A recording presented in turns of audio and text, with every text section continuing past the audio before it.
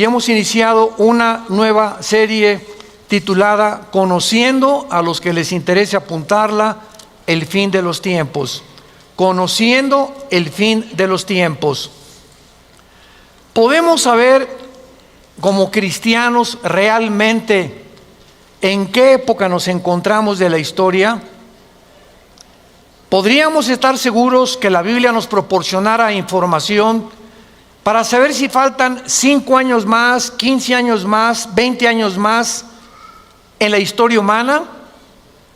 ¿Podemos saber realmente si nos acercamos, como parece ser, a un mundo que está cada día más cerca de un precipicio, de una espiral de autodestrucción, de degradación moral, de confusión política, filosófica, económica? Y la respuesta es claro que sí. Podemos afirmar con la Biblia que vamos a llegar al mundo tal vez en 50 o 30 años, o tal vez nos quedan 5 años o 10 años. Claro que sí, porque Dios no nos ha dejado en tinieblas. Y aunque no tenemos de una forma cronológica y decir, bueno, Cristo viene en un año, o ahorita puede venir saliendo aquí de la iglesia, sí, Cristo en Mateo 16 del 1 al 4 lo especificó. Cuando ustedes ven el cielo lleno de nubes que se juntan y se ponen negras, sabemos que va a llover. No sabemos exactamente si en 5 minutos, 3 minutos, pero esto nos muestra la oscuridad del cielo, que está a punto de caer una tormenta o la lluvia. Así ustedes, Cristo dijo, cuando vean las señales, que son las que vamos en esta serie a estudiar, las señales dramáticas, que no nos quitan ningún lugar a dudas, sabemos que ya los cascos del Apocalipsis, de los 4 jinetes del Apocalipsis, ya se escuchan en el cielo. Que la situación en el mundo está poniéndose tan ennegrecida, tan caótica, la gente está viviendo con una ansiedad, con una preocupación, con un estrés, que parece que se te sale el corazón. ¿Y qué va a pasar con este gobierno y con el peso y con el dólar y en el Medio Oriente y las guerras y la amenaza nuclear, etcétera, etcétera?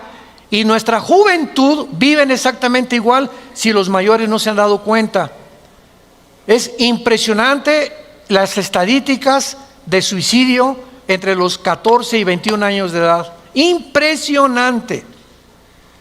¿Por qué? Podemos atribuirle tal vez a la tecnología moderna. Hace 15, 20 años mataban a alguien y nos enterábamos a los 4 o 5 días. Pero ahora todos los muchachos, los niños traen su iPhone y ahorita te enteras, cayó el petróleo, esto está pasando y hay esto y hay una degradación, etcétera, etcétera. Y todo se convierte como en un espectro a nuestro alrededor y en las mentes de ellos, que les produce ansiedad. Les produce temor hacia el futuro. Y me llegaré a casar, y podré acabar mi carrera, y qué va a pasar, etcétera, etcétera. Y esta situación de intranquilidad no nos va a permitir discernir la voz del Espíritu Santo. Yo no puedo venir a la Biblia con este corazón. Ay, pastor, ayúdeme. Se fue mi hija. Siento que se me va el aliento, porque primero me dice el Señor sereno moreno. Primero te aplacas, primero te tranquilizas, híncate, por nada estés afanado, dime a conocer qué es lo que te está produciendo esta ansiedad, qué te está produciendo esta intranquilidad. Tu hija se fue, tú no tienes control de tu hija, no la vas a hacer regresar. Tu esposo no te quiere, tú no vas a hacer que te quiera tu esposo. Tu esposa no te quiere, tú no vas a hacer, ni la vas a controlar, ni la vas a obligar que te quiera. Tu trabajo te acaban de despedir, tú no vas a inventar otro trabajo. Ven e híncate y pídemelo. Sean conocidas vuestras peticiones, Filipenses 4, 6 y 7, con toda oración. Soy tu Padre, di mi vida en una cruz por ti.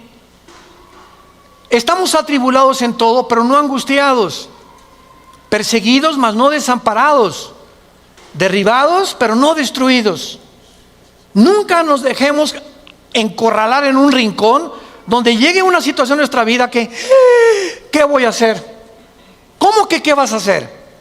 ¿Eres hijo de Dios? ¿Eres hija de Dios? ¿Cómo te atreves a preguntar qué voy a hacer? ¿Qué voy a hacer con mi hija? Nada. Con mi esposo, nada. Tú ni yo podemos hacer nada. Quisiéramos tener los hilos y controlar a la gente, controlar a nuestros hijos, controlar las circunstancias. No somos dioses. Los problemas y los eventos van mucho más allá de nuestra capacidad para resolverlos. Para eso vino el Espíritu Santo a nuestra vida, para que aprendamos a través de la oración, cambiar las cosas. Señor, ya se fue mi hija, ya se fue mi hijo está en las drogas, o mi hijo es homosexual, o mi hijo se hizo lesbiana, o mi hijo se quiere hacer transgénero, o ya pasó esto, ya pasó aquello. No podemos nosotros cambiar las cosas ni las circunstancias de ningún ser humano a nuestro alrededor, más que a través de la oración. Señor, te pido, mi hija, no voy a poder hacerla traer, no sé dónde está, mi hijo tampoco, pero Señor, yo vengo ante ti a interceder por mi hijo, por mi hija, por mi matrimonio, y en ese momento, echando toda esta ansiedad, esta preocupación que tenemos, dejémosela a Dios. Esa es la fe. ¿Qué es la fe? Confiar que lo que Dios dice es verdad. Señor, te lo dejo en tu cruz, pero yo quiero estar en paz. Porque si mantengo esta situación y esta actitud, cuando llegue mi hija, a mí me van a mandar al psiquiátrico. Y tú eres la que te vas a acabar enfermando porque no quisiste dejarle tu situación a Dios. Hay una escritora que se las recomiendo, que es neuróloga cristiana de Inglaterra, que se llama Carolina Leaf. Busquen sus libros, L-E-A-F, Leaf, como si fuera hoja. Esta mujer ha hecho los descubrimientos más asombrosos del cerebro y de las neuronas y de los millones de células que tenemos en el cerebro. Y ella dice que cuando una persona está en un estado de ansiedad y de estrés, y esto se los comparto porque ayer llegó una señora de un país sudamericano y me dijo, pastor, quiero decirle que tengo un programa de radio en tal parte de Sudamérica y que estaba yo narrando una historia cuando de repente se me fue la memoria. Estaba narrando en la radiodifusora una historia y de repente no sé por qué se me bloqueó el cerebro y me dio un tipo de amnesia cerebral que me duró casi 2 días. Lo primero que le dije fue lo siguiente: eres una mujer demasiado estresada. Y se levantó así los ojos y su esposo le dijo, ya ves, te lo habíamos dicho. Y ella me dijo, tengo más de 1 año sin vacaciones, soy una persona que ni siquiera tomo días de descanso y estoy siempre pensando, y además le digo, ¿no hace ejercicio? Me dice, sí, salgo con mi perro, con mi esposo, pero como su esposo, ¿verdad?, no le ayuda mucho, le dije, por favor vete tú sola con el puro perro, porque se va a complicar la situación. Pero es increíble lo que el estado de tensión continua nos lleva a un estado en el que puede afectar nuestra manera de pensar.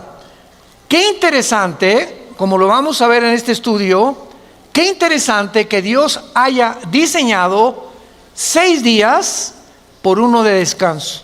6 por 1. 6 por 1, para que respetemos el día de descanso.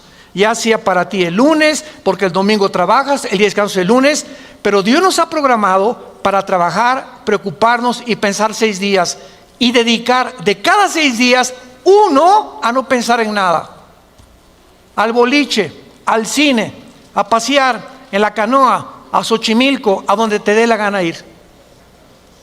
Pero descansar el cerebro.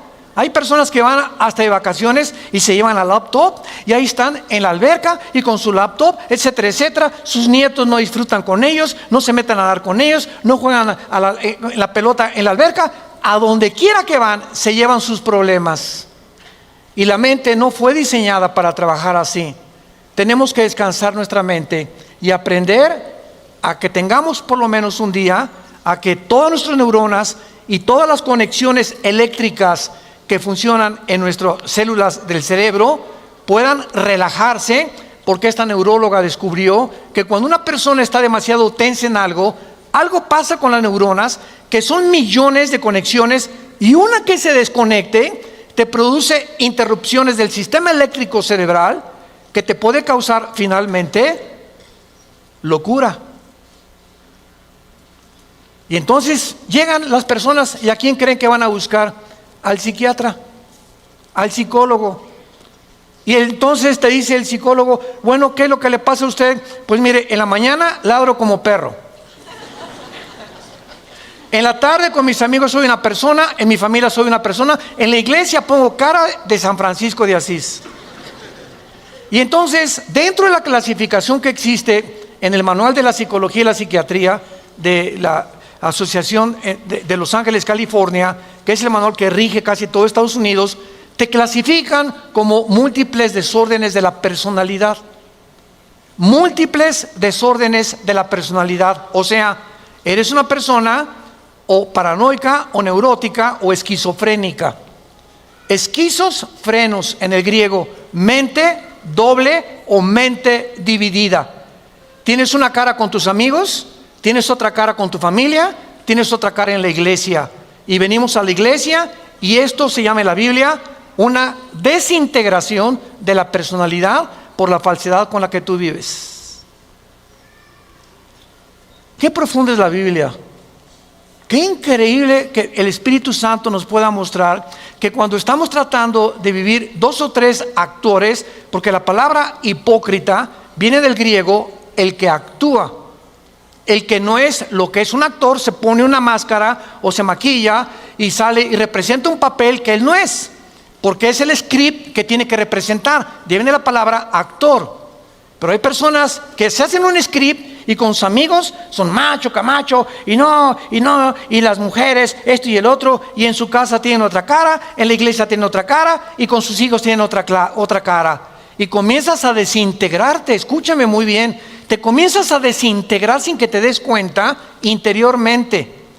Y cuando tú mantienes esta personalidad que está completamente desequilibrada, comienzas a manifestar problemas mentales.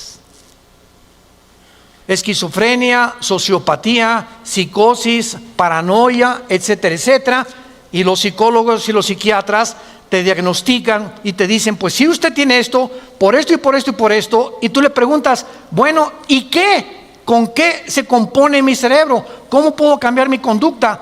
Ellos no tienen nada más que chochos. Te manejan con puros químicos. ¿Por qué la ciencia está limitada? Son problemas que van más allá de nuestra solución. El 98% de los hospitales psiquiátricos en el mundo están los pacientes manejados químicamente. Valium, Prozac, Equaniles, pastillas tranquilizantes, porque no hay otra manera de poder controlarlos más que químicamente en su organismo, y pasan de un lugar a otro lugar peor, se vuelven ahora drogadictos para acabarla de amolar. Cuando te comienzan a recetar 1 miligramo de Valium o 2 de Valium en la mañana, sí hermano, pero están controladas por mi doctor. Espérame tantito, no es tal cosa como que están controladas. No es verdad, no es verdad, no es verdad. Tú mantienes las pastillas tranquilizantes durante 4 o 5 meses y eres una persona drogadicta, porque tú estás funcionando a través de químicos que están alterando tu forma de pensar. Y cuando tú dejas de tomar eso, ya no eres la misma. Y entonces te haces esclava y te haces adicta o adicto a las pastillas tranquilizantes. Y Dios no nos creó para vivir de esa manera, esclavos de las drogas.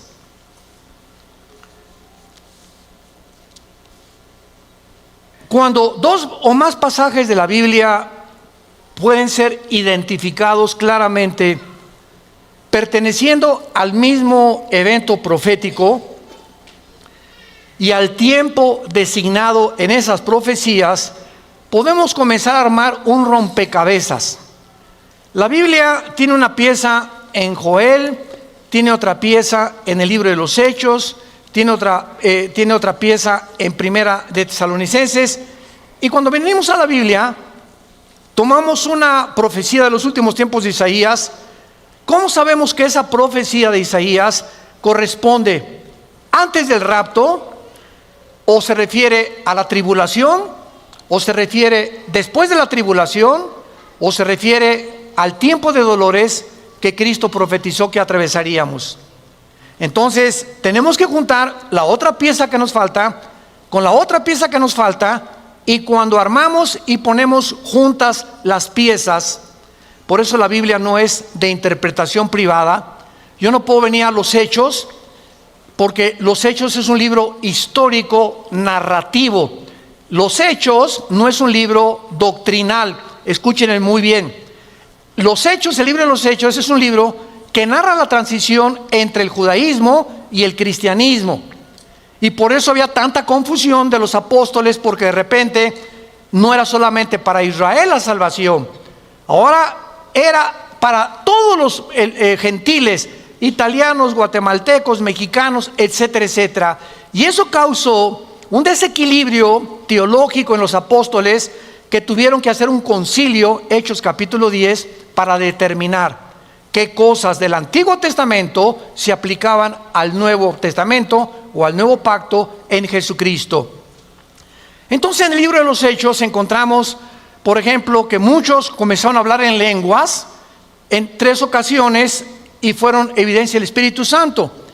Y muchas iglesias han tomado que los fenómenos que pasan en el libro de los Hechos continúan pasando a través de la historia, lo cual es el error más grande teológicamente manifestado, expuesto exegéticamente con la Biblia. Porque los apóstoles escriben Filipenses, Gálatas, Colosenses, Timoteo, para explicar lo que pasó en los Hechos. Y los fenómenos que pasaron en los Hechos sucedieron porque no tenían la Biblia. Y los apóstoles tenían que evidenciar de alguna manera que el Espíritu Santo era real y que los milagros obraban efecto en ellos y demostraban que ellos eran los apóstoles de Jesucristo. Como dice la segunda carta a los Corintios capítulo 12 el apóstol Pablo, a través de los milagros evidenciamos que realmente éramos los apóstoles de Jesucristo. Entonces, cuando no entendemos la estructura de la Biblia, ¿cómo interpretar esto a la luz del otro pasaje? Es cuando caen las sectas. ¿Qué cosa es una secta? Es un grupo que se junta para sacar un versículo de la Biblia sin tomar en cuenta las demás piezas del rompecabezas, y con ese versículo que sacaron arman una doctrina. Por ejemplo, los mormones, tus compadres. Los mormones, sabemos que fue fundada por un falso profeta, José Smith. Lo mataron cuando Estados Unidos tuvo la constitución y prohibieron la poligamia. Entonces los mormones enseñan que somos dioses y que Jesucristo es un Dios también, y toman un versículo y lo enseñan. Es que David tuvo muchas mujeres, Salomón 700 mujeres y 300 amantes, ¿por qué no yo? Sin tomar en cuenta las condiciones históricas y el marco donde se desarrollaron estos reyes, y poder entender que en el Nuevo Testamento, 1 Timoteo, se dice marido de una sola mujer, no 2 o 3 alrededor. Entonces, si el Shah de Irán y si los jeques árabes tienen un harem de 10 o 15 mujeres, no significa que tú lo vas a tener. ¿Y por qué Dios lo permitió? Esa es otra pregunta muy buena. Dios lo permitió, pero nunca fue la voluntad de Dios. Y ve lo que le pasó a Salomón, ve lo que le pasó a Sansón y ve lo que le pasó a David. Los 3 hombres más grandes del Antiguo Testamento cayeron por una mujer. Una mujer arruinó su vida para siempre. Casi pierden el ministerio como Sansón y Salomón. David se levantó gracias a Dios, pero nos damos cuenta que Dios nos habla en este libro, y por eso se llama Santa Biblia, porque nos dice la verdad de lo que hay dentro de nosotros.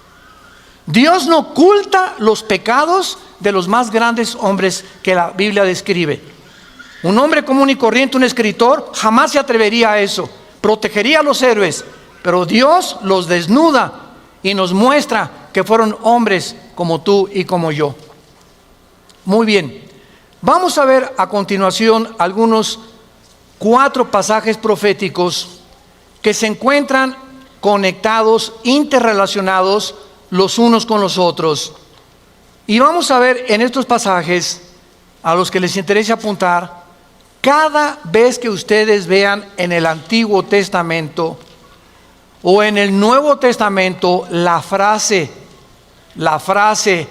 el día de Jehová, el día de la ira de Dios, o en el Nuevo Testamento, el día de Cristo o el día del Señor, se refieren todos a los 7 años de la tribulación.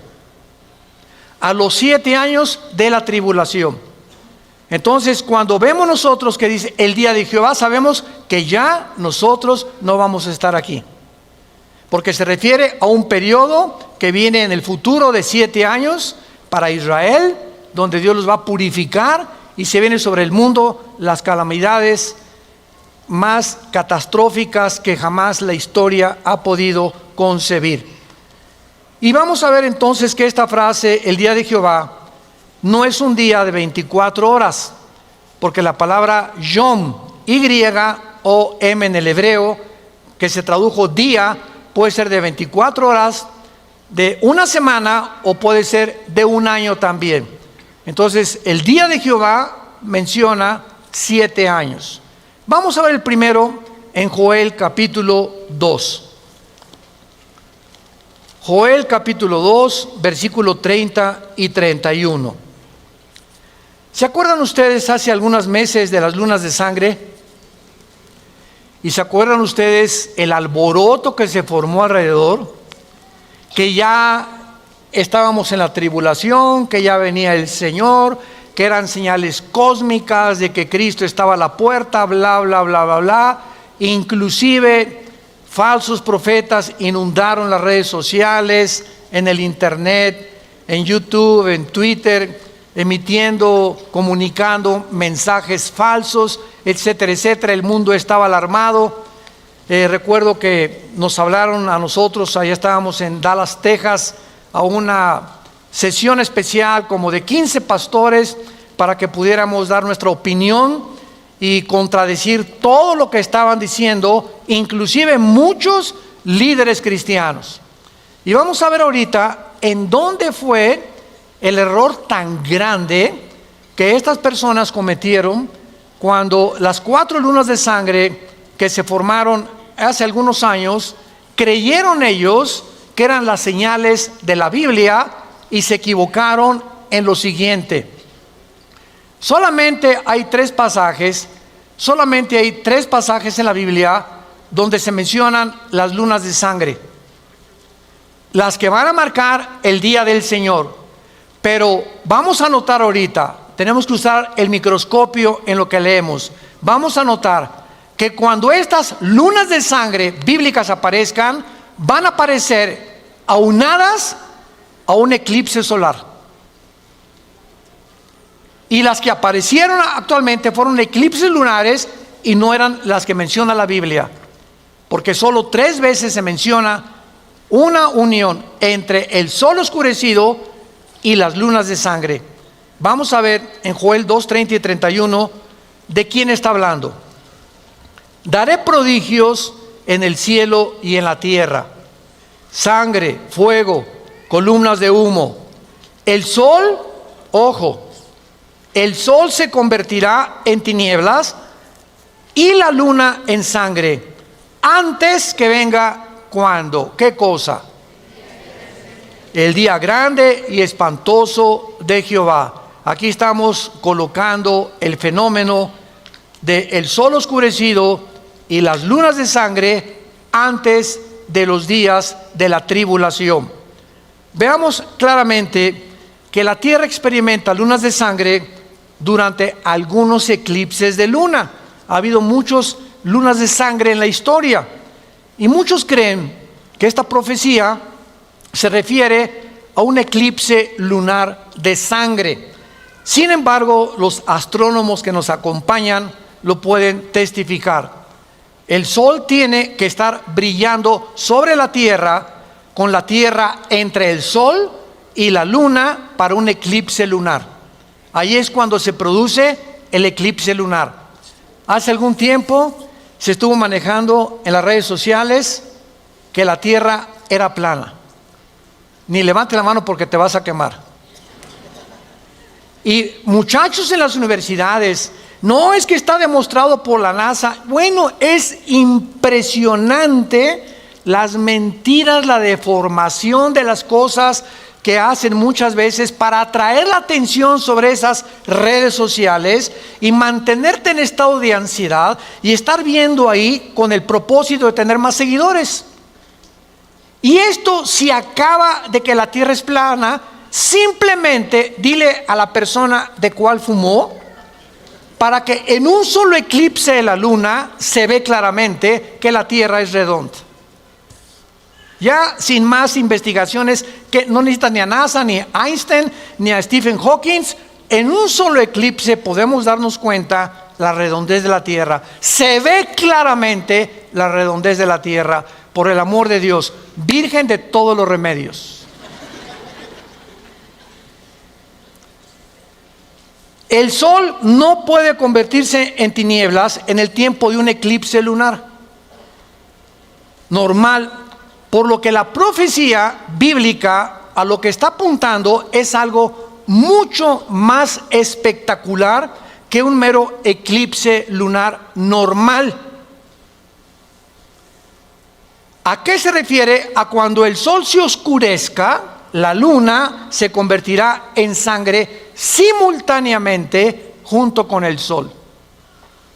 Y ahí es cuando podamos darnos cuenta que es exactamente lo que Leila profetizó hace más de 2000 años. Veamos esta profecía cuando el Espíritu Santo cae en Pentecostés y Pedro se levanta. Vamos a Hechos capítulo 2. Pedro se levanta porque comenzaron todos los visitantes que estaban en Jerusalén oyendo el mensaje en diferentes lenguajes. Los oían hablar en su propia lengua. Partos, medos, o sea, de Irán, de Irak, elamitas, los de la Capadocia, en el Ponto, en Asia, versículo 2, versículo 9, versículo 10, de Frigia, Pánfila, en Egipto, del África, los oían hablar. Cuando Pedro estaba comunicando que Cristo moría en la cruz, comenzaba el Espíritu Santo a cada persona que venía de diferentes partes de la tierra, porque se conjugaron en la fiesta de Jerusalén, el mensaje en su propio idioma. Esas fueron las verdaderas lenguas que se hablaron. Y es interesante porque la palabra lenguas en la Biblia apunta a la palabra griega glosa, glosa con G de gárgara, que significa lenguaje conocido. No, jala chanta garramanti tuturumamajasatata la catalaca. ¿Oye qué? A ver, vamos a tener una grabadora, vamos a grabar y vamos a buscar en todos los lenguajes, chichimecas, tlaxcalca, maya, etcétera, etcétera, si hay algo que se le parezca a lo que acaba este señor de decir. Y nos damos cuenta que estos experimentos ya se han cansado de hacerlos. Y además que la Biblia nos dice que cuando alguien hable en estas lenguas, y sobre todo públicamente, nunca lo haga si no hay intérprete. Y si no hay intérprete, que se calle. 1 Corintios capítulo 14. ¿Y por qué debes de callarte? Porque si entra una persona que no es cristiana, ¿sabes qué va a creer? Que estás loco. Y sí que va a ser un conjunto. Esta iglesia no es una iglesia, es un hospital para locos. Y todos por acá y por allá, y saca la bazuca, señor, y lenguas militares. Imagínense nada más. Y la Biblia lo prohíbe en 1 Corintios 14. Si no hay intérprete, que te calles. Y si alguno habla en lengua, sea por turno, uno y que le interprete, o dos, y no todos al mismo tiempo. Pero parece que la Biblia no existe y nos las brincamos y entró una confusión. De eso se trató ayer el congreso que hicimos de pastores. De invitar vamos a hacerlo cada año, y comenzar a regresar a los fundamentos de la palabra de Dios. Porque la sana doctrina está siendo completamente infectada con tantas doctrinas que no están en la Biblia. En Hechos 2, capítulo 2, versículo 16 en adelante, aquí nace la iglesia. Y noten ustedes que el apóstol Pedro, lo primero que cita es la profecía que acabamos de leer de Joel. Mas esto es lo dicho por el profeta Joel. Pero vamos a encontrar algo muy interesante aquí. En los postreros días, dice Dios, la primera pregunta, ¿por qué el apóstol Pedro está relacionando el inicio de la iglesia con los últimos días? O sea, realmente los últimos días comenzaron cuando nació la iglesia. Antes de seguir leyendo la profecía, bueno, vamos a leerla y vamos a aclarar por qué realmente nos encontramos desde Cristo a nuestros días, en estos 2000 años que han pasado, en el calendario cronológico de Dios. La Biblia enseña, 1 de Pedro 1, 19 y 20, 1 de Juan 2, 18, lo vamos a ver, que nos encontramos en los últimos días, en los últimos 2000 años de la historia de Dios. Y si ya estamos en el calendario de Dios, en el siglo XXI, ¿acaso nos pasamos de 2000 años? Entonces, ¿por qué si ya pasamos de los 2000 años, no ha venido Cristo? Bueno, la respuesta es muy fácil. El calendario bíblico es de 360 días. El Papa Gregorio, a principios del siglo III o IV, cambió el calendario lunar de los judíos al calendario solar. Entonces, nosotros vivimos bajo el calendario gregoriano de 365 días. Se le agregaron 5 días, minutos y segundos al calendario que vivimos. Y si tú lo comparas con el calendario judío está trazado casi 240 años. Porque cuando vinieron los romanos y destruyeron Jerusalén, en el año 70 después de Cristo, se perdieron todos los papiros, todos los rollos, y cuando volvieron a hacer la reunión o a juntar toda la información que encontraron destrozada los judíos y los rabinos, hicieron el Talmud y el Mishnah, que son libros que no corresponden a la Torá, que es la ley, los 5 libros del Antiguo Testamento, sino que comenzaron a interpretar los rabinos la Torá y el Talmud y el Mishnah. Son interpretaciones de ellos de la Torá o de la ley judía. Entonces, si nosotros entendemos toda esta situación, vamos a aproximarnos con este estudio, con esta serie, que va a tomar unas 4 o 5 conferencias, y consíganlas porque van a estar aquí a la disposición, y vamos a poder tener una claridad mucho más amplia del tiempo en que estamos viviendo. Pero ya ven, requiere de investigación, de una exégesis clara de las Sagradas Escrituras, tanto del Antiguo como del Nuevo Testamento. Continuemos con la profecía que cita Pedro de Joel. Esto es lo dicho por el profeta Joel: en los postreros días, en los últimos días, derramaré de mi espíritu sobre toda carne. En otras palabras, en el Antiguo Testamento, el Espíritu Santo venía nada más sobre los judíos. Y el Espíritu Santo venía sobre Sansón. Qué lástima que pongan a Sansón como Rambo, porque si lo ponen como Rambo, pues están atribuyendo que su fuerza era de sus músculos, y tal vez le hicieron el palillo de dientes a Sansón. O sea, la fuerza de Sansón no era muscular, sino que dice el libro de los Jueces, capítulo 6 en adelante, que el Espíritu Santo entraba en Sansón, y cuando el Espíritu Santo entraba en Sansón, Sansón le abría la mandíbula a los leones. Cargó una puerta casi de 250 kilos. Con una quijada de buey mató a cientos de filisteos. Y cuando el Espíritu Santo se iba de Sansón, Sansón no era como tú y como yo. David escribe en el Salmo 22, el Espíritu Santo viene sobre David. Dios mío, ¿por qué me has desamparado? Echaron suerte sobre mis ropas, mi corazón fue como la cera, como los toros de Basán me ven. Y comienza a describir David. Hace 1000 años, señores, lo que le pasó a Cristo en la cruz, 1000 años después. Y cuando el Espíritu Santo se salía de David, David no podía escribir inspirado, porque era el Espíritu Santo guiando su mano, profetizando y citando la profecía cientos de siglos después. Entonces, en Pentecostés, el Espíritu Santo llega sobre los apóstoles, y desde hace 2000 años a nuestros días, la persona que recibe a Jesucristo, recibe al Espíritu Santo, es sellada con el Espíritu Santo, es bautizada en el momento de la conversión con el Espíritu Santo. El bautismo del Espíritu Santo no es después de la conversión, es en el momento de la conversión, y de ahí en adelante nunca nos vuelve a abandonar. Somos sellados, Efesios 1, 13 y 14, hasta la resurrección. Cuando resucitemos, el Espíritu Santo ya no lo necesitamos. Se va de nosotros porque seremos como Jesús. 1 Juan 3, del 2 al 3.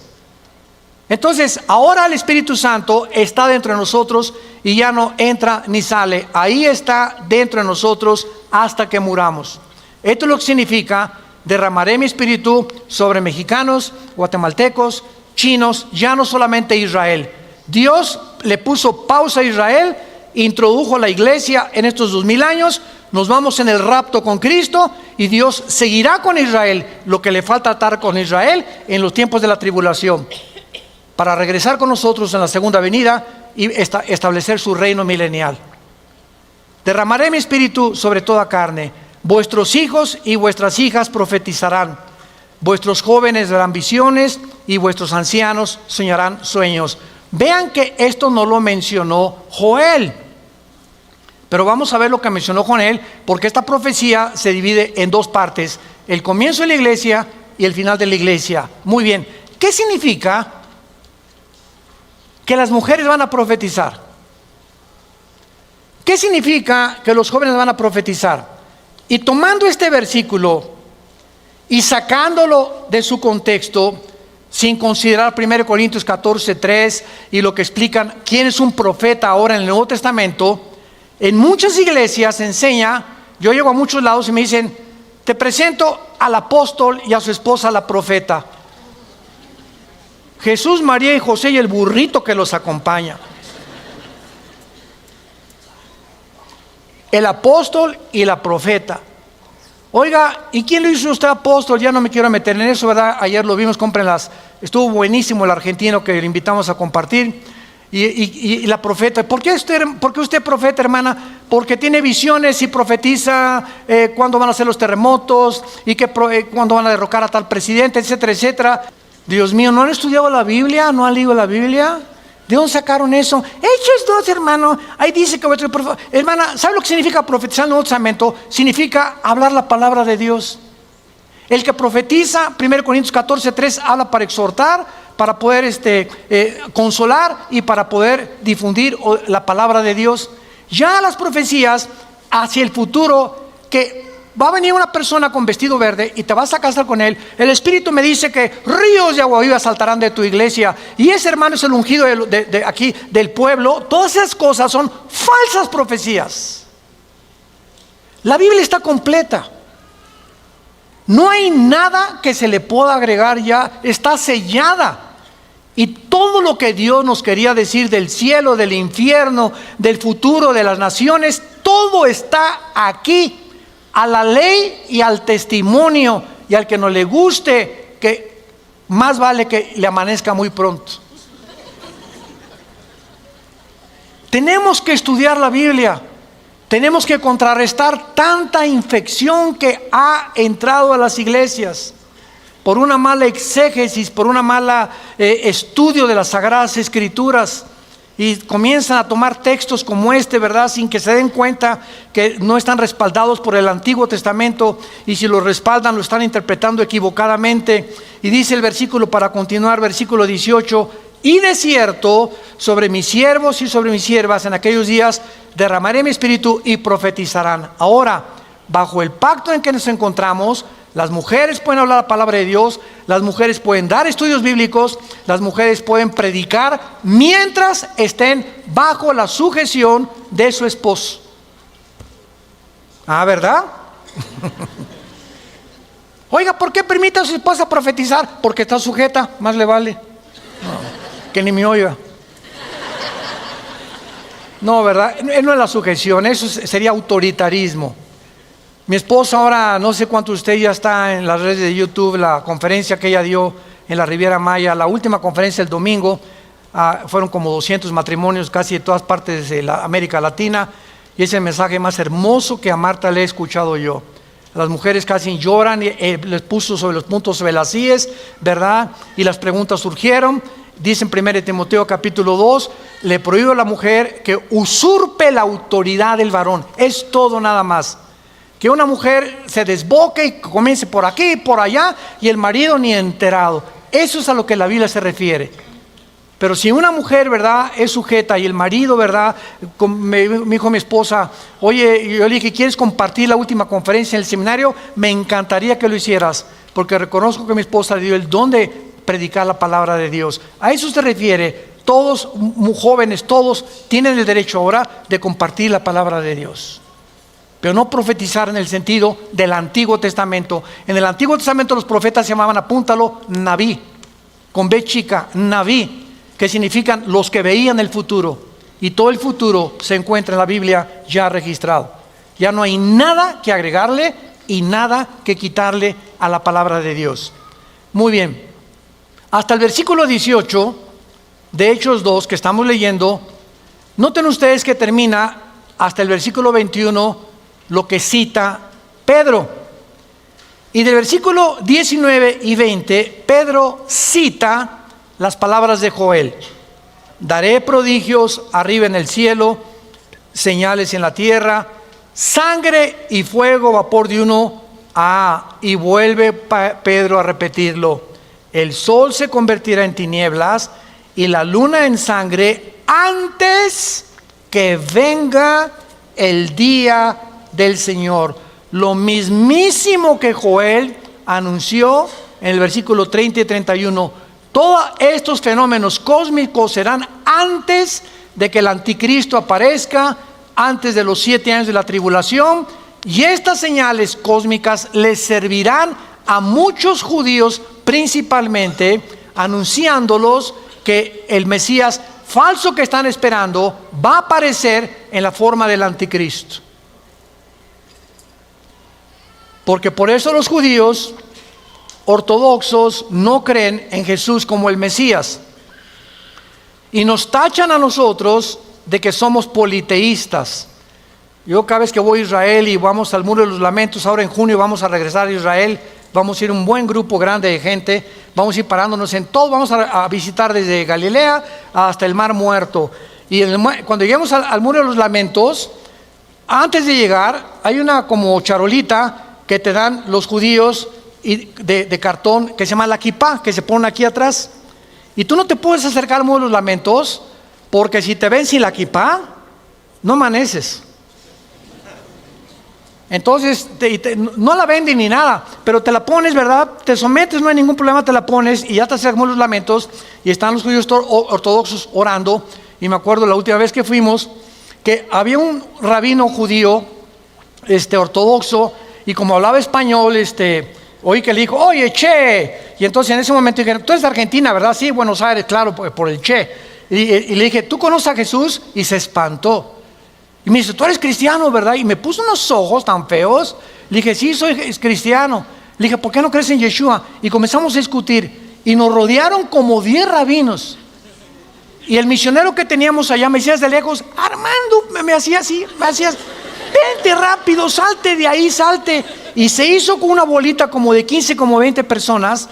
y yo testificándoles con el Salmo 22 y con Isaías 53 que Jesús era el Mesías, porque es la forma a los judíos de mostrarles con la Torá de que realmente Jesús es el Mesías. No quiero hacer el cuento largo para no salir de este tópico, pero a los 4 o 5 meses supe por este rabino que se convirtió y regresó a la Argentina como misionero. Lo que hizo la palabra de Dios. Le pregunté a nuestro misionero que teníamos allá, oye, ¿por qué me decías así? Y me dice, porque mira, no sé por qué, pero te salvas que te mataran. Porque no soportan, cuando estábamos en la tumba de David, me acuerdo, estábamos como 4 o 5 hermanos, nos agarramos a orar, y que se mete un judío ortodoxo con un talid, y comenzó a hacernos a todos así de periodicazos, como si, y aquí no, y por aquí, por allá. Yo lo agarré de aquí, y le dije, ¿tú nos puedes insultar? Y me dijo, ¿tú eres pastor? Le dije, sí, pero también soy carnal.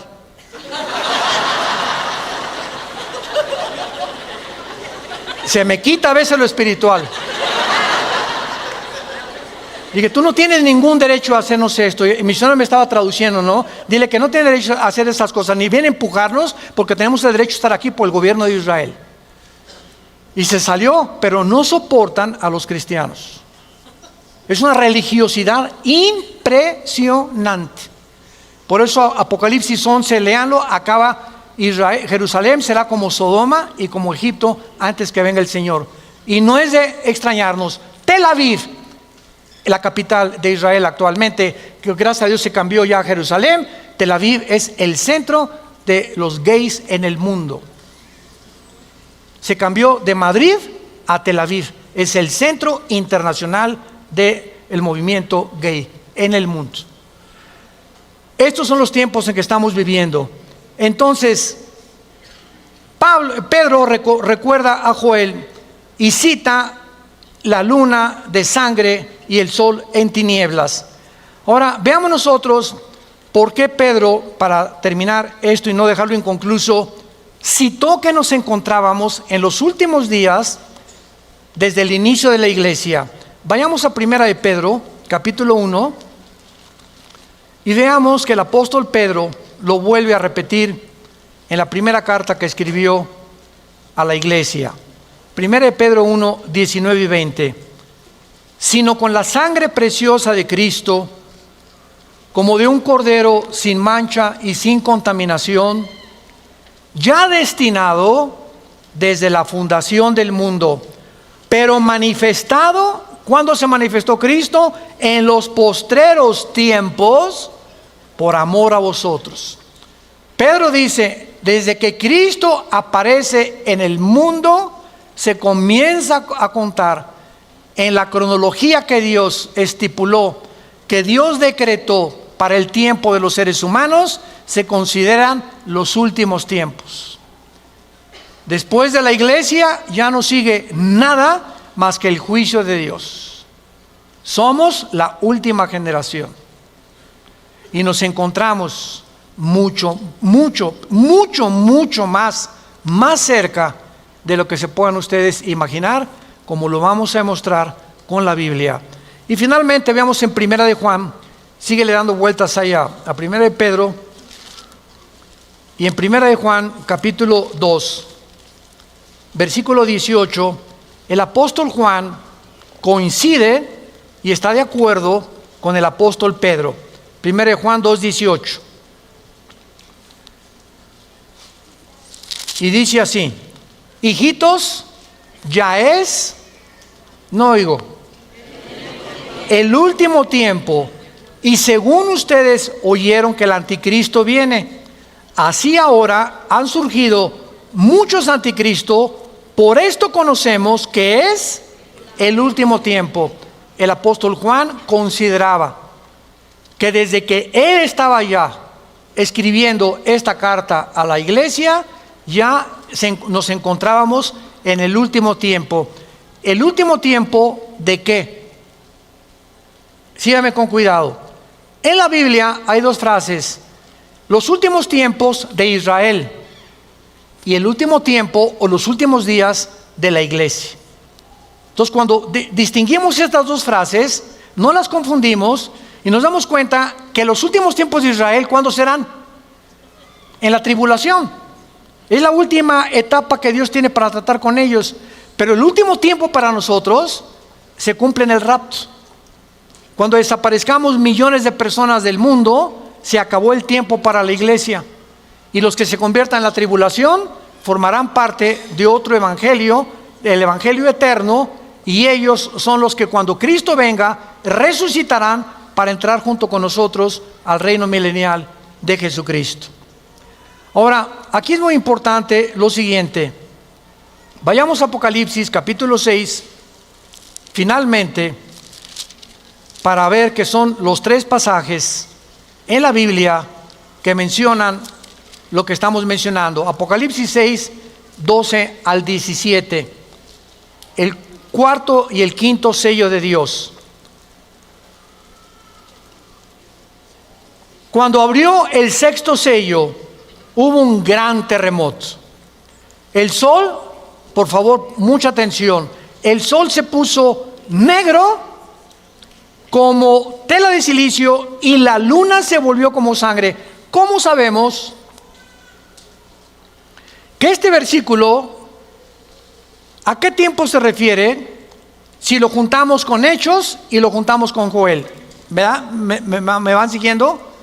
Cuando unimos estos piezas de rompecabezas, nos damos cuenta que al coincidir los 3 pasajes en el día del Señor corresponden a eso y no antes ni después tampoco, y que se va a cumplir antes del día del Señor.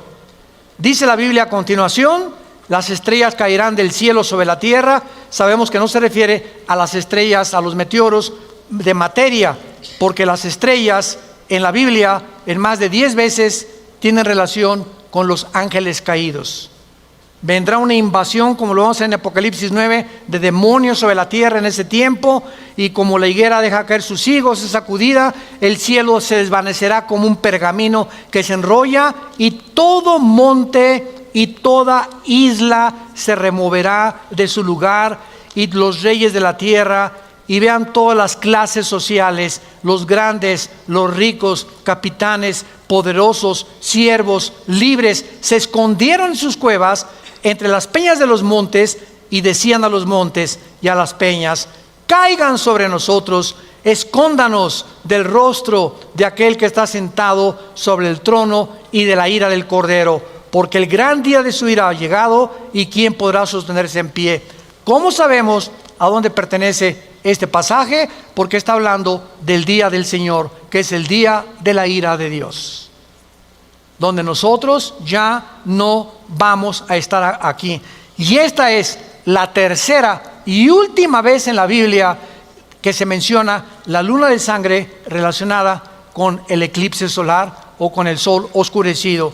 La luna de sangre en conjunto con el sol oscurecido nos brinda una conexión profética única en la Biblia, porque solo 3 pasajes en toda la Biblia reúnen al sol oscurecido con la luna de sangre. Y ahora que hubo la tétrada de las 4 lunas que se aparecieron y que trataron, nunca pudieron darse cuenta ni descubrir que junto con ellas no hubo el sol oscurecido también, por lo que estaban citando equivocadamente la palabra de Dios. Y vean el terremoto global que también se menciona, que son todos los seres humanos van a ser completamente conmocionados hasta los tuétanos. Y yo no sé si tú que escuchas estas profecías vas a estar aquí y padecer y sufrir con tu familia los horrores que se vienen sobre el mundo. Pero Dios ha muerto en una cruz en la persona de Jesucristo. Fue resucitado, fue enterrado y resucitado a los 3 días. Y Él quiere decirte que Él vive y que su resurrección cambió la historia del mundo a tal grado que la historia se cuenta antes y después de Cristo, antes y después de Buda, antes y después de Confucio, antes y después de Walter Mercado, antes y después de Mahatma Gandhi, antes y después de Mahoma. ¿Por qué es Jesucristo el personaje que más ha impactado la historia del mundo, al grado que dividió la historia? Porque resucitó entre los muertos. Y el mensaje de los apóstoles transformó al Imperio Romano. como te puede transformar a ti y te puede transformar a ti.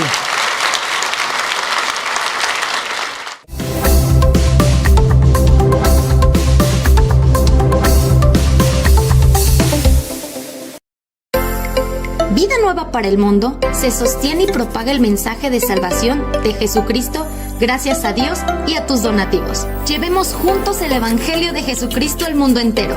Realizamos eventos, seminarios, congresos y diferentes programas para dar a conocer el mensaje de salvación y el poder de nuestro Señor, transformando y edificando vidas de mujeres, hombres, niños alrededor del mundo. ¿Qué pasa cuando decides hacer tu donativo? Aunque no puedas llevar la palabra personalmente a todo el mundo, de esta forma lo estás haciendo. Con tus donativos o aportaciones, estás sembrando y formando parte de lo que Dios está haciendo en su obra. Estás ayudando a traer luz a la oscuridad, paz al conflicto y esperanza a los que no tienen ninguna. Dona desde México.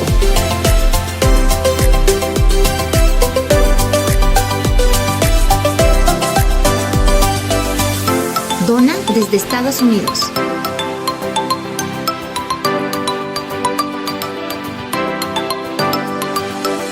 Para el resto de donaciones de otras partes del mundo, www.vidanuevaparelmundo.org.mx/dona. Estamos cumpliendo la gran comisión. Por tanto, vayan y hagan discípulos a todas las naciones, bautizándolos en el nombre del Padre, del Hijo y del Espíritu Santo, enseñándoles que guarden todas las cosas que les he mandado. Y he aquí que yo estoy con ustedes todos los días hasta el fin del mundo.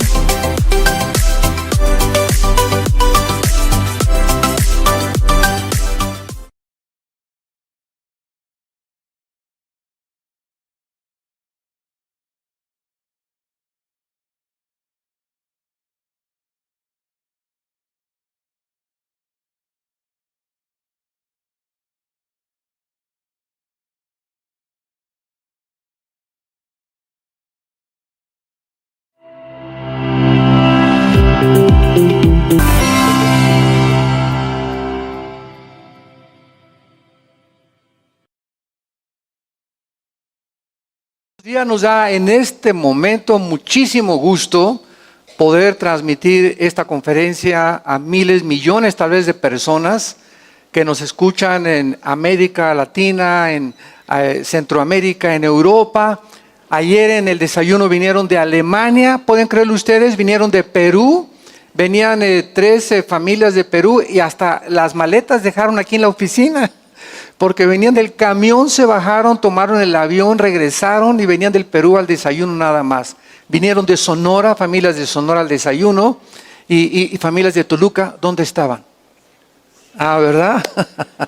Pues nos da mucho gusto, ¿verdad?, que podamos nosotros continuar llevando este mensaje glorioso, el Evangelio de la Gracia. Y les quiero recomendar también a los que no asistieron ayer al desayuno de la mañana, la conferencia hacia cuándo será la Tercera Guerra Mundial. O si estamos cerca de la Tercera Guerra Mundial, ya ha estado a su disposición.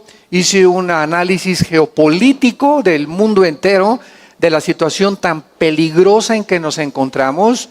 El mundo ahorita es una olla hirviendo y la mayor parte de las gentes no se dan cuenta, como dijo Jesucristo, como en los días de Noé, estaban comiendo y bebiendo y la telenovela y ricas y famosas y haciendo dinero y esto y el otro, y vino de repente y no nos damos cuenta que tenemos los días contados.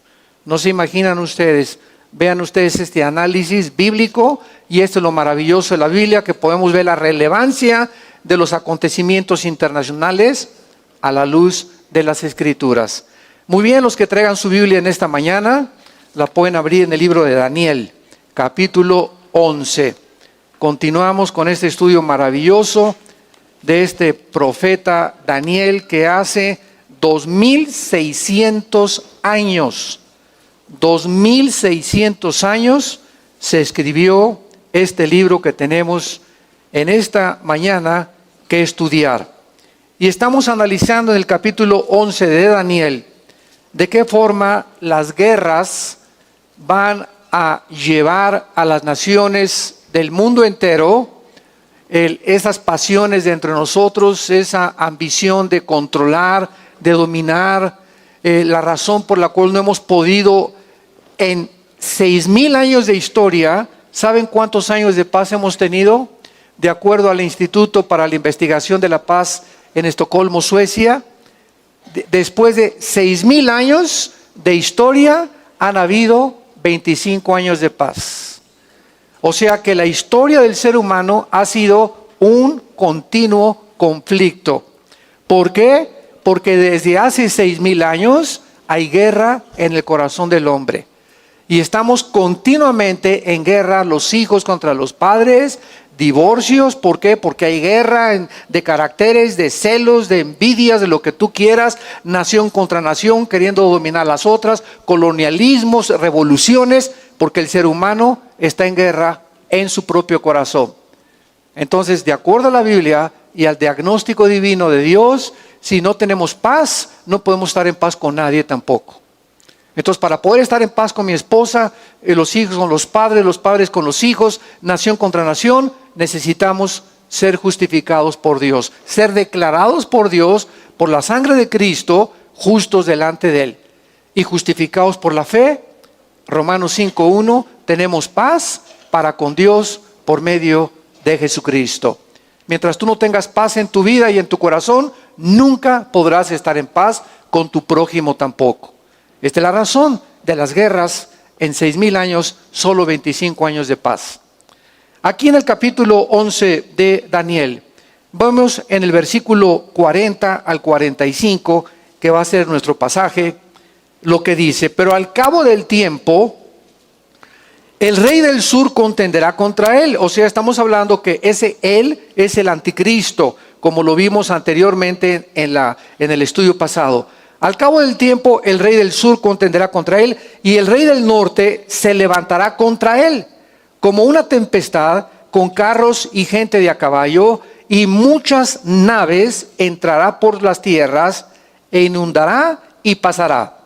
Entrará a la tierra gloriosa, y muchas provincias caerán, mas estas escaparán de su mano: Edom y Moab, y la mayoría de los hijos de Amón.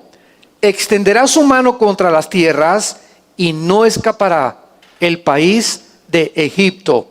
Y se apoderará de los tesoros de oro y plata, y de todas las cosas preciosas de Egipto, y los de Libia y de Etiopía le seguirán. Pero noticias del oriente y del norte lo atemorizarán, y saldrá con gran ira para destruir y matar a muchos. Y plantará las tiendas de sus palacios entre los mares y el monte glorioso y santo, mas llegará a su fin y no tendrá quien le ayude. No cabe duda que este libro que tenemos en nuestra mano en esta mañana es más moderno que el periódico de mañana en la mañana. La Biblia, solo Dios podía haber puesto en orden cronológico la historia del ser humano. Una vez en un debate que tuve con un ateo, cuando me estaba preguntando: ¿es que necesito evidencias para que exista Dios?, le contesté: la historia es una evidencia de que Dios existe. ¿Por qué? Porque si usted comienza a estudiar la Biblia y a descubrir que hace 2600 años los acontecimientos que la Biblia profetizó y los protagonistas y las naciones que la Biblia menciona son los que aparecen en el siglo XXI en el escenario mundial, nos damos cuenta que solo Dios lo pudo hacer. Podríamos poner la Biblia del lado derecho y poner del lado izquierdo el libro del Mormón, el Mahajanivana Sutta de Buda, el Tripitaka, podríamos poner los Vedas de los persas y el libro religioso que a ti más te guste. O el hombre que tú más admires: Marx, Lenin, Darwin, Richard Dawkins, Carlos Sagan, el que tú quieras.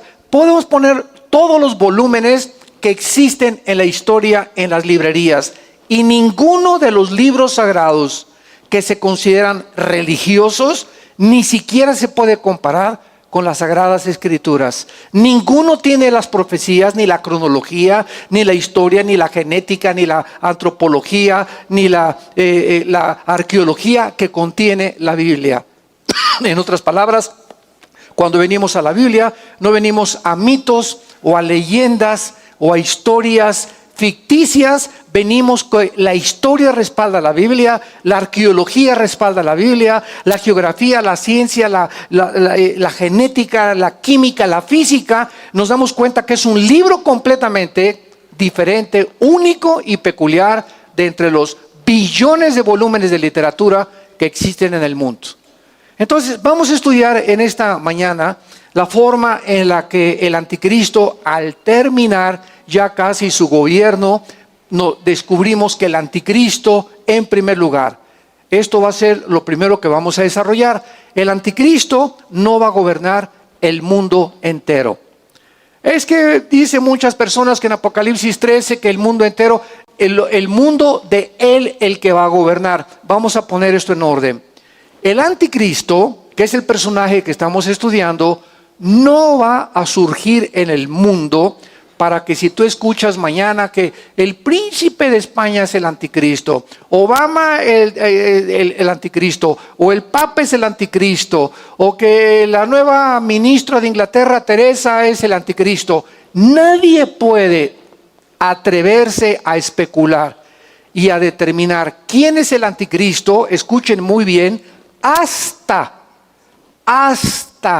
que 5 naciones de Europa y 5 naciones del Medio Oriente se unan en un tratado internacional para formar una confederación política, y ya que esta confederación política exista, donde Europa y el Medio Oriente se unen para garantizar el flujo del petróleo del Oriente al Occidente, entonces después de que oigamos que un G10, un grupo de 10 naciones del Oriente y de Europa forman una confederación, de entre esas 10 naciones, de acuerdo a Daniel 2, de acuerdo a Daniel capítulo 7, de acuerdo a Apocalipsis 13 y 17, de entre esas 10 naciones surge un cuerno pequeño, que es uno de los nombres que en Daniel se le atribuyen al anticristo.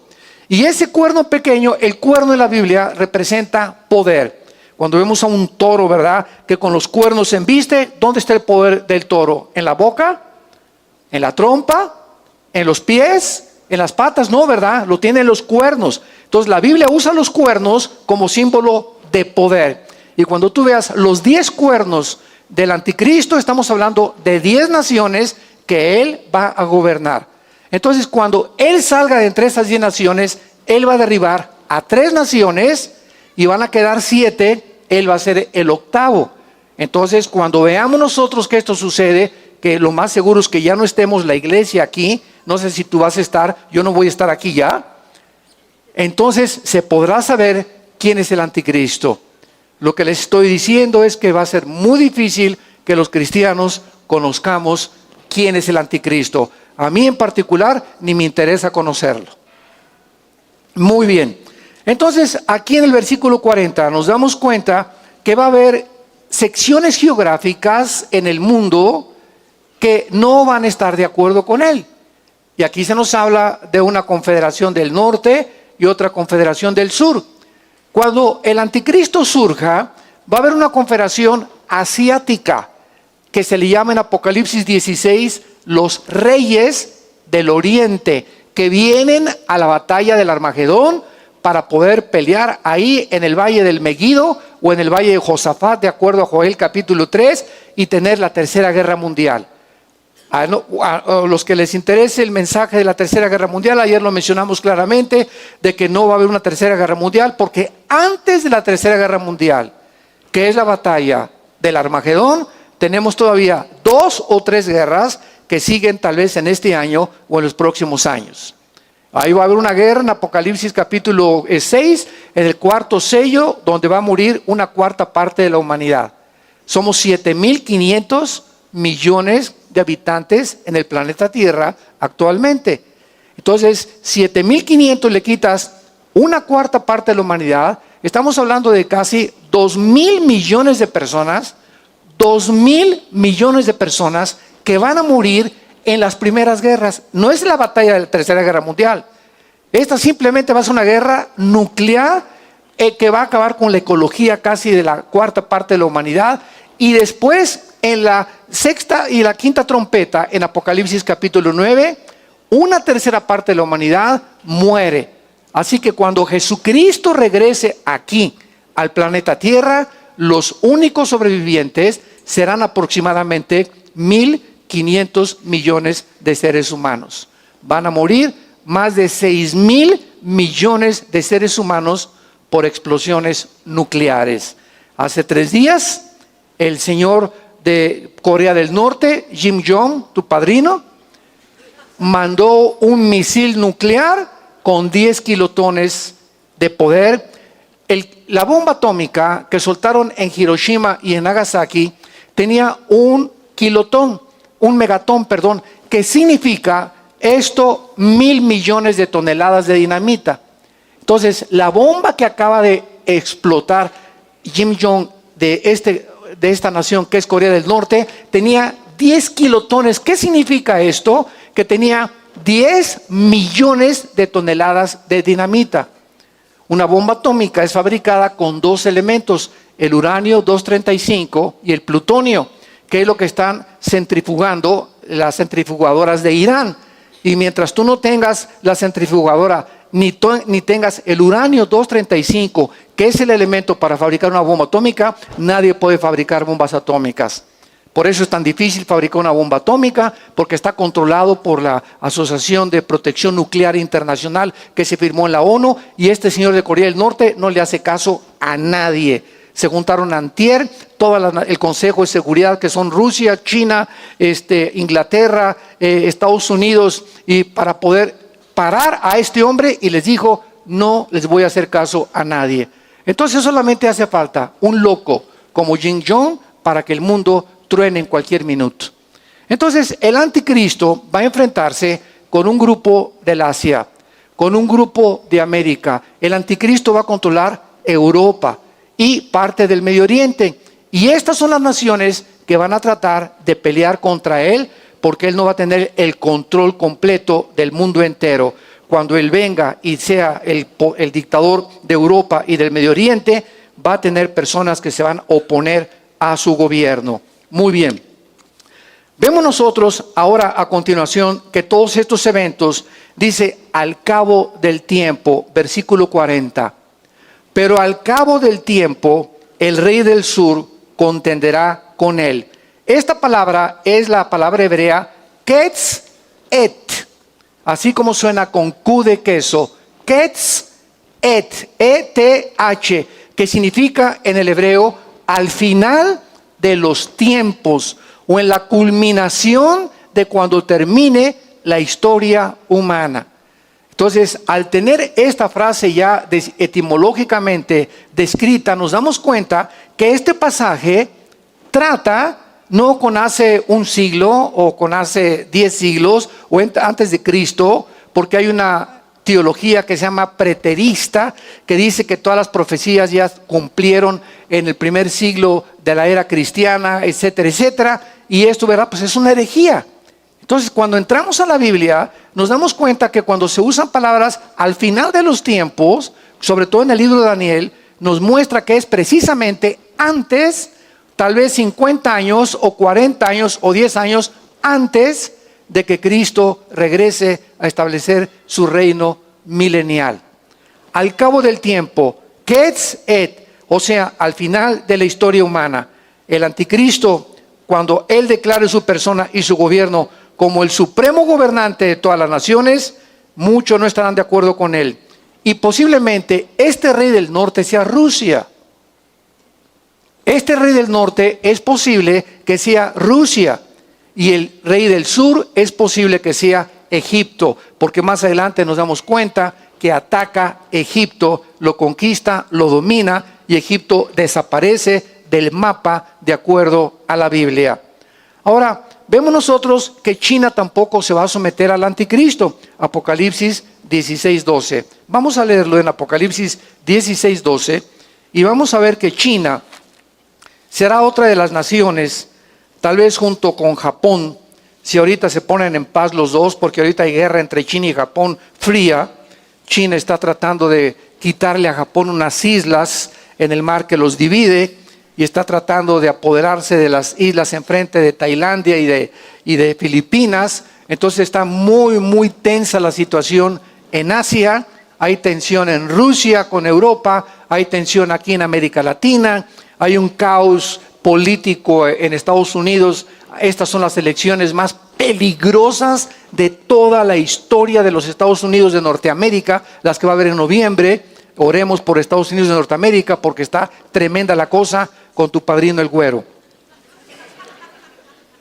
Dice el versículo 12, Apocalipsis 16, el sexto ángel derramó su copa sobre el gran río Éufrates. ¿Dónde está el río Éufrates?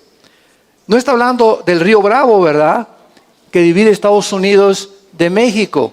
Ni está hablando del río Danubio, ni tampoco del río Lerma, que está aquí cerca de Toluca.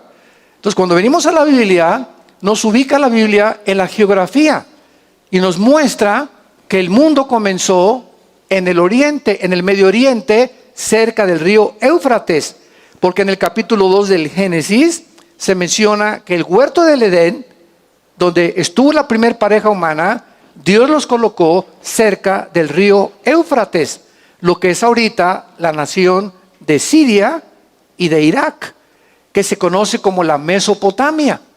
Entonces, geográficamente, el mundo comenzó ahí entre Siria e Irak. Ahí comienza el mundo. Y es interesante que donde comenzó el mundo, vemos que ha dado la historia aproximadamente 6,000 años, y donde comenzó el mundo, la Biblia dice que va a terminar en el Medio Oriente. Y es interesante y provocativo que ahorita el foco donde está hirviendo el mundo y donde puede estallar en una guerra internacional es la guerra civil en Siria, donde ha provocado que más de 3-4 millones de refugiados estén huyendo hacia Europa. Europa pobre, Alemania es la única nación ahorita medio rica con algunos recursos financieros. España, Portugal, Italia y Grecia hundiéndose económicamente, y estos refugiados están agravando la situación en Europa. ¿Pero qué les pueden hacer? Solamente Alemania le va a abrir la puerta a casi 1 millón de refugiados. Entonces, esta es una de las razones por las cuales Inglaterra se independizó de la Unión Europea, lo que se conoció como el famoso Brexit de los británicos. Exit en inglés es salida. Entonces, hace algunos meses todos ustedes escucharon que Inglaterra se sale de la Unión Europea, de las 28, 29 naciones que forman la Unión Europea. ¿Por qué? Porque Europa quiere independizarse para que la Unión Europea no la obliga ya a decirle, pues vas a tener tantos refugiados y la libra esterlina se va a tener que someter al euro y los negocios que vas a hacer los tiene que aprobar la Unión Europea y no el primer ministro de Inglaterra. Entonces Inglaterra dijo ya, basta.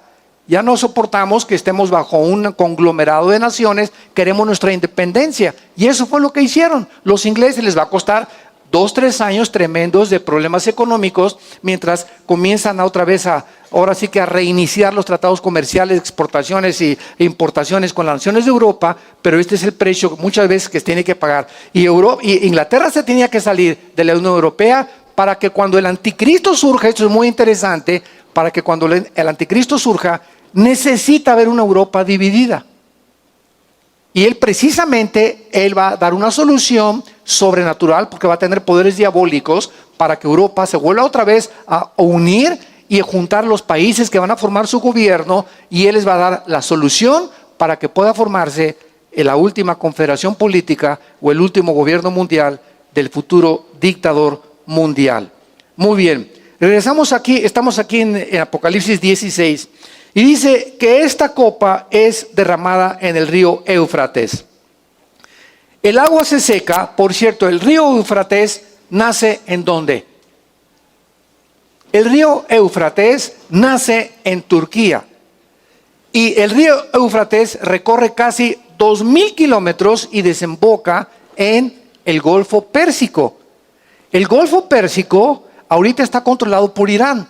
Todo esto, cristianos que me escuchan, es importante que veamos todo esto, Porque con esto le demostramos al mundo que la Biblia no solamente es de religión.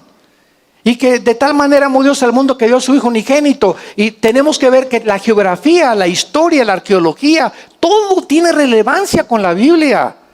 Y demostrarle a tu maestro en tu escuela. Oiga, antes de que hace una semana los iraníes trataron de provocar una fragata de americana, no sé si todavía sigues leyendo el periódico de vez en cuando, y provocaron que iba a haber una guerra allá en el Golfo Pérsico entre Estados Unidos e Irán está provocando ya a Estados Unidos a la guerra.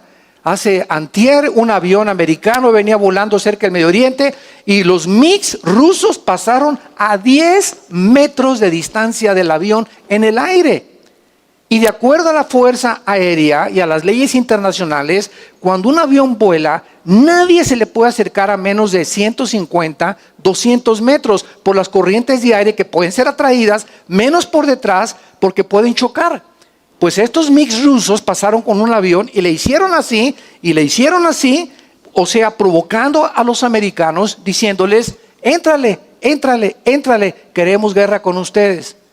¿Esto de qué nos habla? Que ya hay provocaciones a este grado, donde cualquier otro, si hubiera estado el presidente Kennedy, por ejemplo, cuando lo provocó Nikita Khrushchev mandando misiles a Cuba, ¿se acuerdan ustedes? En 1960, los que vivieron en aquella década. Nikita Khrushchev manda misiles a Cuba, nucleares, apuntando a Estados Unidos. Los satélites norteamericanos descubren qué está pasando en Cuba y entonces Kennedy lanza un ultimátum. O saca los satélites Nikita o te va Nikita ni pones. Te vas para otro lado. Y se asustaron y vieron la determinación del presidente, sacaron los misiles y el mundo se salvó de una tercera guerra mundial, porque hubiera sido una tercera guerra mundial, imagínense nada más. Entonces, ahorita actualmente el presidente que está en la Casa Blanca no tiene todavía esa determinación que un hombre de Estado debe de tener, de poner un alto hasta acá. Cuando el presidente de Estados Unidos le dijo al presidente Assad de Siria, si ustedes usan elementos químicos y bombas químicas en la guerra civil de Siria, nosotros entramos a la guerra. El presidente Bashar Assad utilizó las bombas químicas y Estados Unidos no entró a la guerra. Entonces, los gobernantes de Medio Oriente, ¿qué hicieron? No, ahorita el presidente que está en Estados Unidos le saca el parche. No le entra, no es cierto, no tiene el valor. Entonces, viene Rusia y dice, sí, pues ahora yo voy a respaldar a Siria y voy a respaldar a Irán para que nosotros controlemos ahora el Medio Oriente. El 65% de las reservas petroleras que hay en el mundo entero se encuentran en Irán, Arabia Saudita y en Irak. Entonces el Medio Oriente es una olla hirviendo, porque ya nadie puede intervenir, está bajo el control de Rusia y de Irán. Y por eso que están provocando a Estados Unidos en el Golfo Pérsico para sacarlo, donde desemboca el río Éufrates. Y dice Apocalipsis en el versículo 13 del capítulo 16 que estamos leyendo, y vi salir de la boca del dragón, y de la boca de la bestia, y de la boca del falso profeta, 3 espíritus inmundos a manera de ranas. Pues son espíritus de demonios que hacen señales, o sea, milagros, y van a los gobernantes de la tierra en todo el mundo. ¿Con qué propósito? Para reunirlos a la batalla de aquel gran día del Dios Todopoderoso. He aquí yo vengo pronto como ladrón, bienaventurado el que vela y guarda sus ropas para que no ande desnudo y vean su vergüenza. Y los reunió en el lugar que en hebreo se llama el monte de la matanza, que en hebreo es Armagedón. La palabra Har en el hebreo es monte y lo demás es matanza. En el monte de la matanza, que se conoce geográficamente como el Valle del Megido, y donde Napoleón Bonaparte, cuando llegó a Israel, dijo al ver el Valle del Megido, estoy seguro que aquí terminará la humanidad en una tercera guerra mundial. Proféticamente, cuando era cristiano Napoleón, lo dijo proféticamente. Este campo es suficiente para tener la tercera guerra mundial. Vemos nosotros el poder demoníaco que existe. ¿Se acuerdan ustedes cuando estudiamos Daniel 10? Que mandó Dios un ángel con un recado para Daniel. Daniel estaba aquí en la tierra y el ángel lo manda a Dios respondiendo la oración del capítulo 9 de Daniel. Todos los que están estudiado lo hemos visto. Y cuando el ángel de Dios venía a la tierra a traer un mensaje, salió a interceptarlo un principado satánico, que en aquel tiempo era el principado de Persia, o sea, de lo que es ahorita Irán. En 1935 se le cambió el nombre de Persia a Irán. Y Elam, que también aparece en la Biblia con el nombre de Irán, es también Persia o es Irán también. Bueno, el punto es este: el ángel lo intercepta, un principado satánico, y el ángel de Dios, ayer estaba yo esto comentando con mi hermano Alejandro, comentando en este pasaje, el ángel de Dios tuvo que pedir ayuda. El ángel de Dios tuvo que pedir ayuda al arcángel Miguel, al mero comandante en jefe, para que lo ayudara a pelear con el principado satánico. Simplemente el Espíritu Santo nos está revelando el poder tan grande que tienen los principados satánicos y el mismo Satanás. Al grado que en el libro de Judas, antes de Apocalipsis está la epístola de Judas, cuando el arcángel Miguel vio que Satanás andaba buscando el cuerpo de Moisés. Ahora lo podemos entender por qué. ¿Para qué quería el cuerpo de Moisés Satanás? Pues para clonarlo, ¿verdad? Ahora lo sabemos, para hacer alguna reliquia, algún objeto de adoración. Entonces el arcángel Miguel no se atrevió a maldecir a Satanás, sino que le dijo: el Señor te reprenda. Y de la misma manera nosotros no podemos, no, pues Satanás está abajo de mis pies. Si lees Romanos 16, estará debajo. Ahorita no está debajo de nuestros pies, ahorita anda como león rugiente buscando devorarte.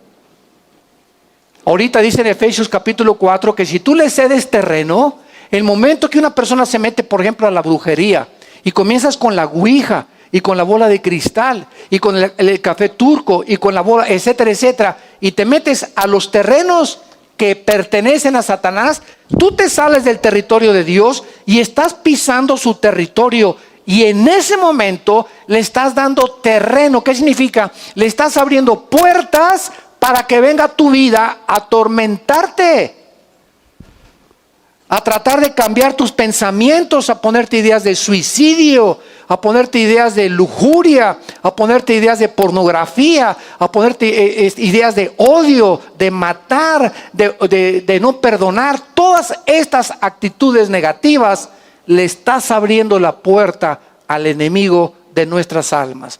Él está vivito y coleando y no está bajo nuestros pies. Tenemos autoridad mientras nosotros nos sometamos a Dios. Santiago capítulo 4, someteos a Dios, sométete a los Dios. Me someto, Señor, a tu palabra. Voy a tener tu temor en mi corazón, voy a tener una comunión contigo diaria. Mientras yo esté bajo estas circunstancias, estoy cubierto, protegido por Dios. En el momento en que yo dejo la Biblia a un lado, la oración a un lado, los mandamientos a un lado, y comienzo con pornografía, a manosear a la novia, adulterio, fornicación, me salgo inmediatamente de los terrenos de la luz, de la santidad y de la justicia, y me regreso, siendo cristiano, me regreso a los terrenos del enemigo de mi alma, que está esperando eso, que yo me dé un paso fuera de la luz para venir con todo lo que tiene contra mi vida, contra mis hijos y contra mi matrimonio. Esto no es un chiste, estamos en una guerra espiritual, santos de Dios. Estamos en una guerra espiritual, una batalla por la que tenemos que entender que tenemos que tomar a Dios en serio. Con Dios no juegas. Y lo que sembramos, recogemos. Y el que siembra para la carne, recoge para la carne. Por eso dice claramente la Biblia en Deuteronomio 11, he aquí les pongo la bendición, sométete a mí. Cuán grande es la bondad de Dios para los que se someten a Él. Bendeciré tu entrada, tu salida, tus animales domésticos, tu trabajo, te prosperaré, haré que te levantes a tus hijos, tus nietos, tus bisnietos. Solo obedéceme, solo obedéceme. Es el secreto para tener paz y ser feliz, someternos a Dios. Pero si tú no haces eso, la maldición estás escogiendo. ¿Por qué somos tan autodestructivos y tan tercos de querer vivir en el pecado, querer vivir en la miseria, en la amargura, en la tristeza, en todo lo que produce cuando nos cambiamos de reino de las tinieblas, de la luz a las tinieblas? Y nos pone Dios, ¿verdad?, para que escojamos nosotros la forma que queremos vivir. Pero el mundo de las tinieblas a nuestro alrededor es poderoso. Tan poderoso que necesitábamos al Espíritu Santo que entrara a nuestra vida para que Él, no nosotros, somos tan débiles y tan vulnerables que no podemos con el diablo ni con los demonios. Por eso vean el mundo a nuestro alrededor, lleno de los hospitales psiquiátricos. En Europa se han vendido como nunca jamás los antidepresivos, el Sodac, las pastillas, el Equanil, el Valium, todos esos antidepresivos. Nunca se habían vendido más de 35 billones de antidepresivos en Europa. De cómo está la gente de tensa. Y así está pasando en Latinoamérica también y en Estados Unidos. ¿Por qué? Porque el ser humano es imposible que pueda enfrentar al mundo espiritual en sus 5 sentidos. Somos tontos, estamos infectados por el pecado. Necesitamos a Dios. Necesitamos a Dios. Necesitas a Dios en tu vida. Y necesitas a Dios en tu familia. Y necesitas a Dios en la escuela, en tu matrimonio. Necesitamos a Dios en todas las áreas de nuestra vida si queremos vivir en paz. Si queremos vivir en tranquilidad. Obedezcamos, es la clave, es el secreto, la obediencia a los mandamientos de Dios, a someternos a Dios.